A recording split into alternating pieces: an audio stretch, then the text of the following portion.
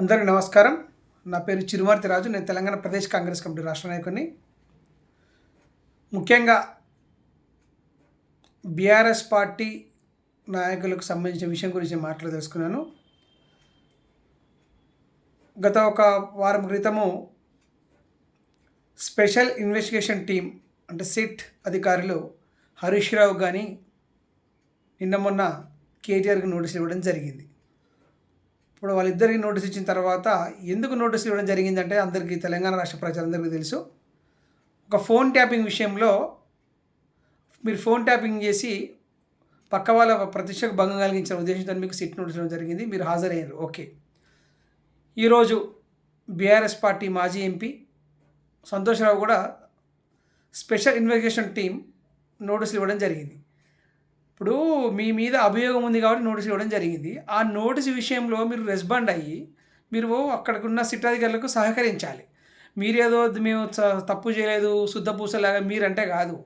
మీ మీద అభియోగం ఉంది, ఒకరు ఫోన్ మాట్లాడుకుంటే వాళ్ళ మొత్తం ఫోన్ ట్యాపింగ్ చేసి ఒక రాజకీయ నాయకులు కానీ మంచి మంచి పెద్ద పెద్ద వ్యాపారవేత్తలు కానీ మంచి మంచి సినీ ఫీల్డ్కి సంబంధించిన కానీ మీరు అందరూ మాట్లాడి వాళ్ళ ఫోన్ ట్యాపింగ్ చేసిన అనేది అభయం వచ్చింది కాబట్టి మీకు సిట్ నోటీసులు జారీ చేసింది.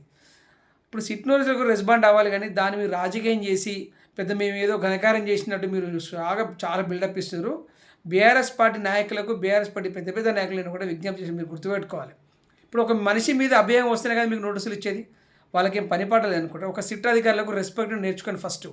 మీకు కనీసం అవగాహన లేకుండా నోటికి వచ్చినట్లు కక్షదాంపు చర్య ఇది కావాలని చేస్తారు కాంగ్రెస్ పార్టీ. ఎందుకు కావాలని చేస్తాం, మాకు ఏం పని కావాలని చేస్తాం. అక్కడ తప్పు జరిగింది, ఫోన్ ట్యాపింగ్ చేసిరని తెలిసింది కాబట్టి మీకు నోటీసులు ఇచ్చారు. ఇప్పుడు ఆ నోటీసుల తర్వాత ఎంక్వైరీ చేస్తారు, దాని ప్రాసెస్ ఉంటుంది. అందులో మీరు శుద్ధపూస అయితే బయటపడతారు, దొంగలు అయితే జైలుకి పోతారు. దానికి సహకరించాల్సిన మీరు రాజకీయం చేయాలని మీరు డ్రామాలు ఆడుతారు. హరీష్ రావు, కేటీఆర్, సంతోషరావు గుర్తుపెట్టుకోండి. ఏదో మీరు ఘనకారం చేసినట్టు మీరు సిట్ అధికారుల దగ్గరికి పోయి మీరు అక్కడ మిమ్మల్ని ఎంక్వైరీ చేసి పిలిచి మాట్లాడమంటే దానికి మీ కార్యకర్తలను పిలుచుకొని షో ఆఫ్ చేసి ఓ పెద్ద ధర్నాలు హారతులు పడి షో ఆఫ్ బంద్ చేయండి బీఆర్ఎస్ పార్టీ. మిమ్మల్ని ప్రజలందరూ గమనిస్తూనే ఉన్నారు మీ యాక్షన్ అంతా.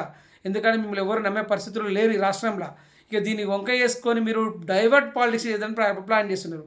మీరేదో ప్రజల్లో సింపతి వస్తుంది ఇలా చేస్తారనుకుంటే మీకు సింపతి రాదు, మీకు అంత సీన్ లేదు. మీ పార్టీ ఎన్నడో మట్లా కలిసిపోయింది, మీ పార్టీ ఇంకా అధికారం కూడా రాదు. ఖచ్చితంగా ఎవరైతే తప్పు చేస్తే వాళ్ళ మీద చర్యలు ఉంటాయి. ఖచ్చితంగా చట్టం తన పని తాను చేసుకుంటూ పోతుంది. మీరు తప్పే చేయరు, మీకు ఎందుకు భయం? ఇప్పుడు తప్పు చేయనప్పుడు మీ శిక్ష పడదు కదా. మీరు తప్పు చేసి మీ శుద్ధపూసన బయటకు వస్తే మీకే మైలేజ్ పెరుగుతుండొచ్చు. తప్పు చేస్తే చట్టం తను వస్తే మీరు రిమైండ్ చేసి జైలు పంపించచ్చు. మీరు దాన్ని బేస్ చేసుకొని మాట్లాడకుండా మా మీద కక్షదారం చర్య చేరుతురు, ఏదో బొగ్గు స్కామ్ పక్కదో తోటిస్తున్నారు. ఇప్పుడు బొగ్గు స్కామ్ ఏం జరిగిందో, బొగ్గు స్కామ్ జరిగిందో అది కూడా చట్టం తన పని తాను చేసుకుంటూ పోతుంది. చట్టం ఎవరికి చుట్టాలు కారు కదా. మీరు ఏదో శుద్ధపూసలాగా మాట్లాడుతున్నారు హరీష్ రావు, కేటీఆర్. చాలా జాగ్రత్తగా ఉండండి, మీకు రోజులు దగ్గర పడ్డాయి. ఇప్పుడు ఒకవేళ మీరు తప్పు చేయకపోతే ప్రశాంతంగా వచ్చి మీ పని మీరు చేసుకోండి.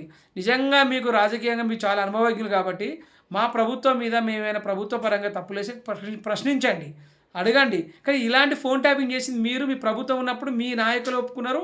మీ కేటీఆర్ కూడా అన్నాడు ఎవరిదో అవలగాల చేస్తే లుచ్చగాల ఇద్దరు చేయొచ్చు. మరి ఎంతమంది చేశారు అనేది ఎంక్వైరీ చేస్తారో ఎంక్వైరీకి సహకరించాలని నేను కాంగ్రెస్ పార్టీ నుంచి డిమాండ్ చేస్తున్నాను.